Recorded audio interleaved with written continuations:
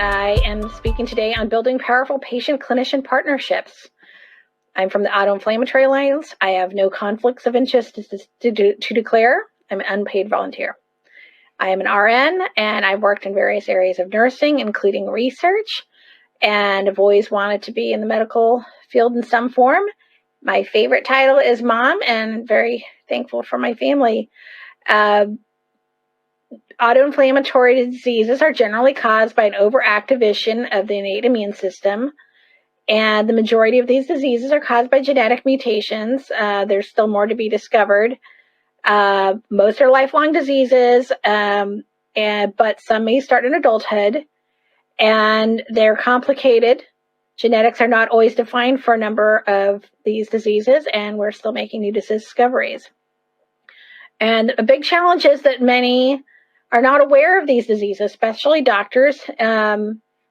So that is a big obstacle for advocacy and getting patients the help they need.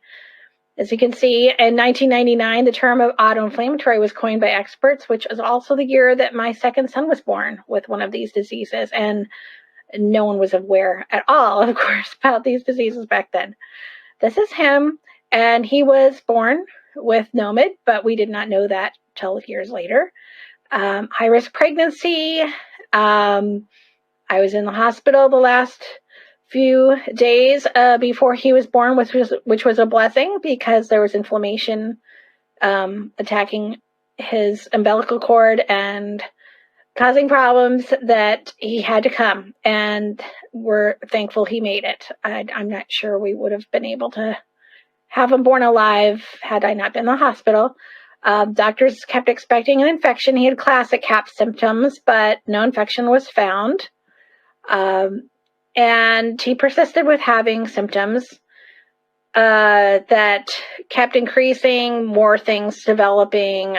We kept taking different doctors, but at 13 months, he had a pericardial effusion near tamponade. As somebody who's done former ER trauma in pediatrics and is a PICU nurse, and I did not expect that. He looked amazing the night before he fell asleep, and that was a big surprise. And that, along with everything else that was going on and progressing, and him complaining constantly of feeling sick all the time, headaches, not growing, many signs were there. For the eyes, somebody thought, well, maybe there's just anomalies, not really true papilledema in his eyes.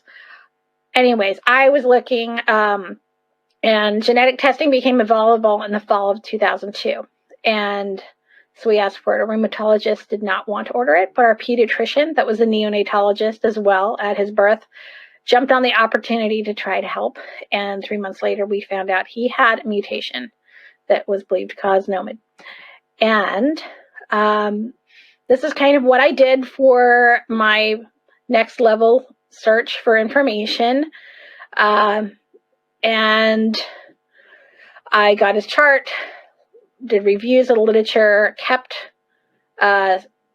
finding information on these diseases, and it's like he fit CAPS, NOMID form. At that time, they didn't even connect the other forms of CAPS to NOMID until 2002, after the gene was discovered in 2001 for NLRP3. And we even considered at one time taking our son to see Dr. PReS in Paris because her name kept appearing on all these articles, and that maybe could have sped up a diagnosis, but we could not afford that out-of-pocket medical costs. We're glad we pushed for genetics that yielded results. That was lucky because 40% of patients with NOMID at the time did not have genetic testing results found. And once we found out his gene, we found other patients, found out about the NIH, got him in there, and he started anakinra. And it was a life-changing experience for him. Here is a before and after. And what you also don't see is how he was able to grow an inch and gain a pound within a few weeks. His anemia and brain pressure and everything was clearing up, and he started running and playing and feeling very good. Here he is a few years later. He was able to join the San Francisco Boys Chorus, and got cast in a number of operas as acting and then singing and acting parts, which was a joy in his life. And really an example that, early and proper diagnosis and treatment can bring hope and change lives or even save lives. But when he hit around 12 years of age, he started having a lot more problems again with brain inflammation.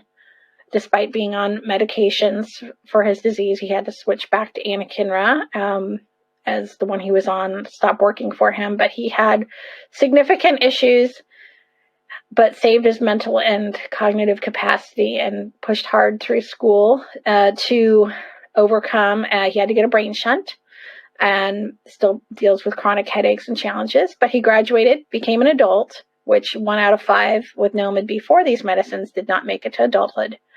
Now he's studying biochemistry and microbiology, working in a research lab, has had grants and scholarships, and will graduate in a few years and hopes that his story can help others. And he also wrote a blog post about some of his challenges and experiences.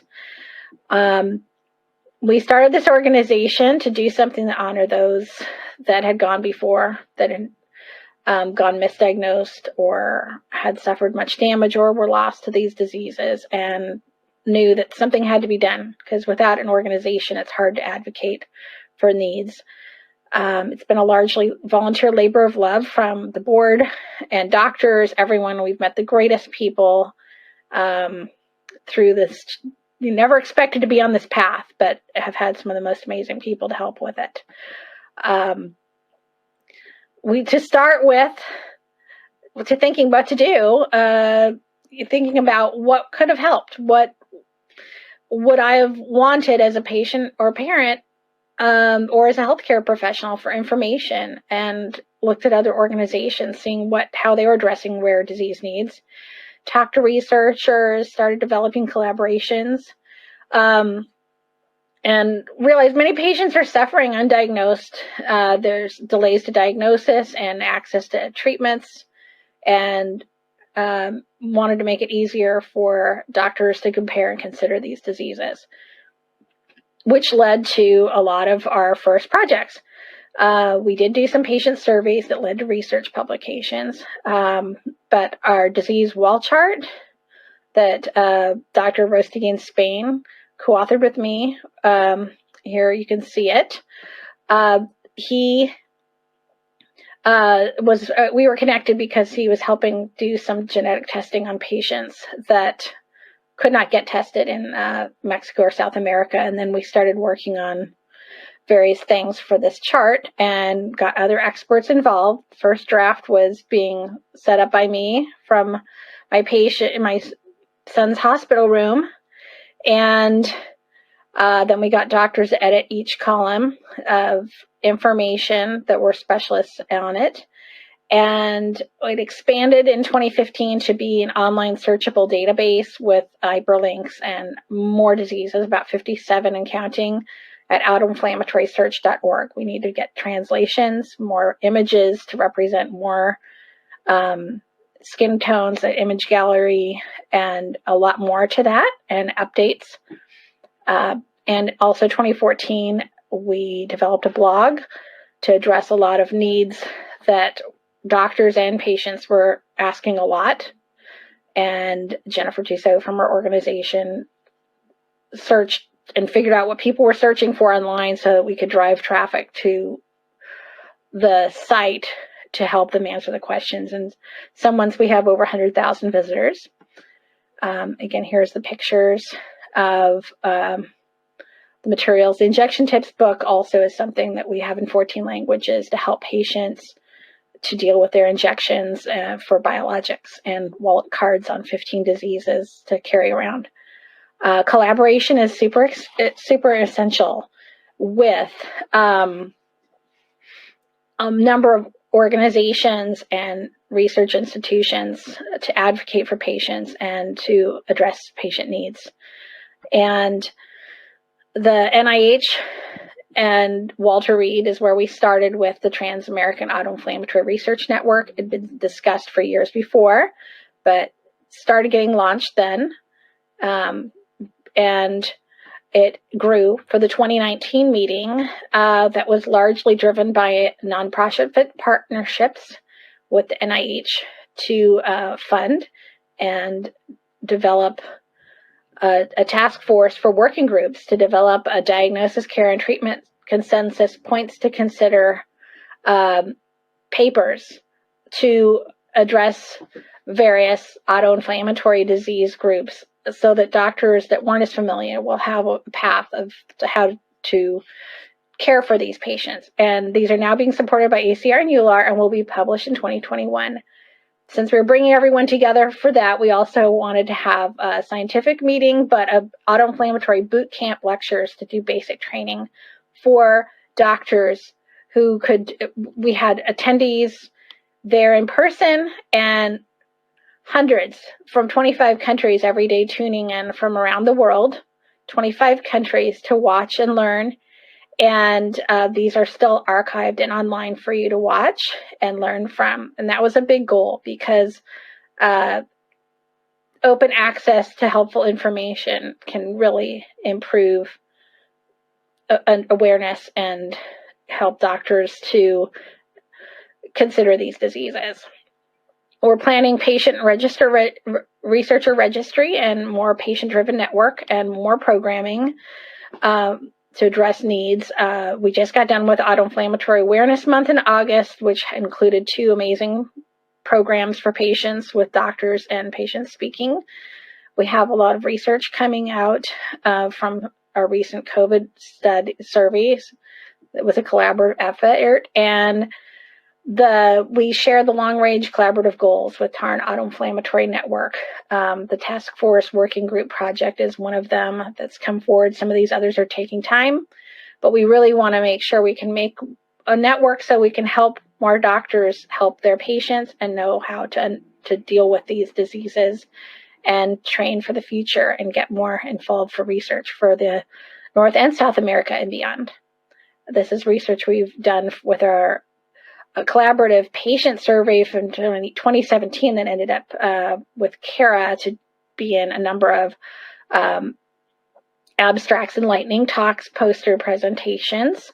And here's images from Autoinflammatory Awareness Month 2021. We had a lot of global organizations, buildings lit up, patients and doctors and everyone doing the Shine a Light campaign to share their messages for advocacy and light up the world for autoinflammatory diseases. And we want to thank you for having me come talk and for all you're doing.